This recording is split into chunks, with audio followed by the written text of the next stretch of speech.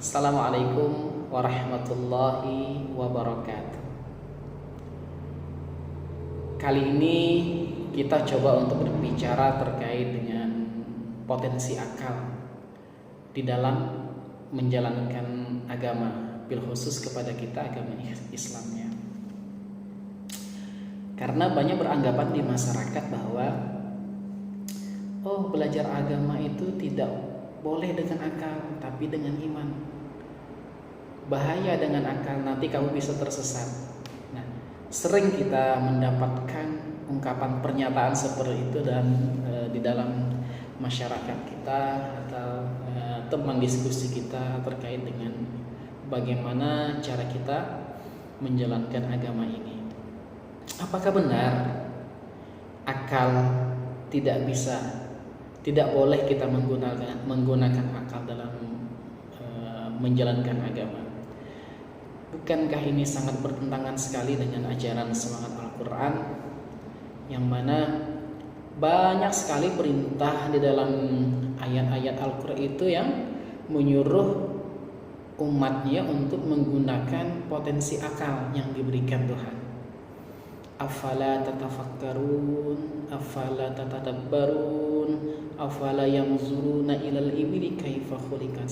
Itu adalah, apa kamu tidak mentadaburi, apa kamu tidak mengingat, apa kamu tidak berpikir, afala takfurun, ya afala taqilun. Itu adalah rangkaian daripada perintah Allah di dalam Al-Quran yang menyuruh umatnya untuk menggunakan akal sehat, atau kita bahasa sekarang kita rasional. Nah, bahkan di dalam agama kita sendiri, Islam, salah satu syarat untuk kita sebagai seorang muslim menjadi mukallaf itu artinya orang yang diberikan beban untuk menjalankan agama itu adalah akil baligh, ya. Yang mana kita pahami akil baligh ini adalah sampai akal. Artinya seorang manusia atau hamba itu mampu menggunakan potensi akalnya dengan sebaik-baiknya. Itu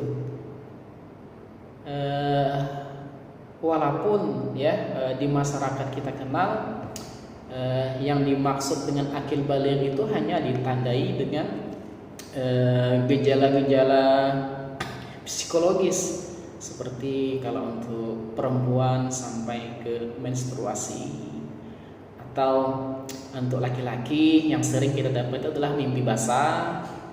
Hanya itu, ya. Bahkan di kitab fikih pun yang kita ketahui juga itu. Namun di sisi lain, di situ ada semangat besar menyampaikan kepada kita yang bahwa siapapun yang mau belajar agama Islam, masuk agama Islam, syarat pertama itu berakal, ya. Karena orang yang tidak berakal atau orang yang hilang akal, maka akan tidak dibebani dengan syariat Islam itu sendiri. Contoh, alhamdulillah kita sekarang berada di bulan suci Ramadan, kita berpuasa. Maka syaratnya berpuasa itu adalah juga berakal. Nah, contoh kecil, kita lagi berpuasa, ya, ternyata kita lupa kalau sekarang lagi berpuasa, ya, tiba-tiba kita minum, makan, ya, seketika kita ingat, oh ya Allah, ternyata saya lagi berpuasa. Apa yang kita ucapkan? Ya, astagfirullah, alhamdulillah, gitu kan. Nah, jadi seperti itu.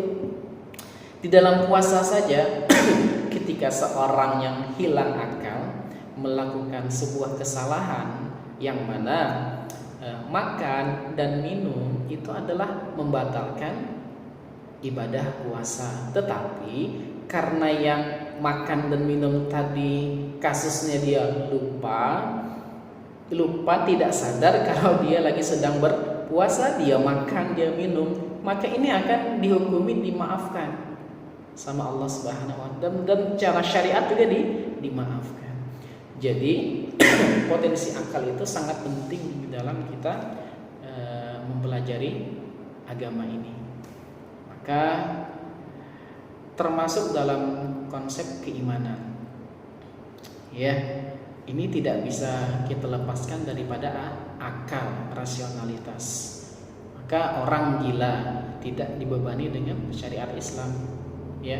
Anak-anak yang belum sampai akalnya tidak dibebani dengan syariat Islam, ya. Anak-anak dia mengambil barang orang, dia tidak tahu konsep yang ada di pikiran anak-anak. Apa yang dia suka itu adalah dia ambil, merasa miliknya, karena dia belum bisa, akalnya belum sampai. Begitu juga orang yang gila, yang hilang ingatan, maka dia tidak akan dibebani dengan syariat.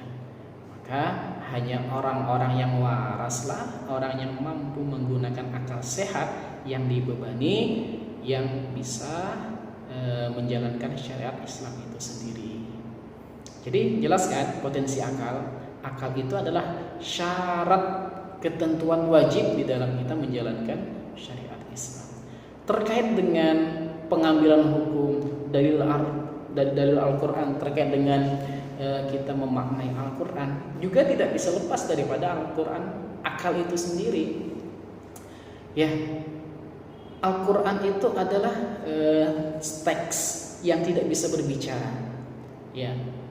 Tapi yang bisa memahami Al-Quran itu adalah manusia yang diberikan potensi akal oleh Allah Subhanahu wa taala, yang akan menyerap intisari dari kandungan Al-Quran, ya. Maka di sini akal tidak bisa dihilangkan. Keimanan, tidak boleh dengan akal tapi dengan iman. Iman itu bermula dari akal, dari penglihatan atau pengetahuan seorang manusia terkait sesuatu yang dipercayai, tidak lepas daripada akal. Jadi sahabat semua, akal itu adalah niscaya di dalam kita beragama. Banyak sekali ayat-ayat bertaburan terkait dengan pentingnya akal untuk memahami syariat Islam itu sendiri.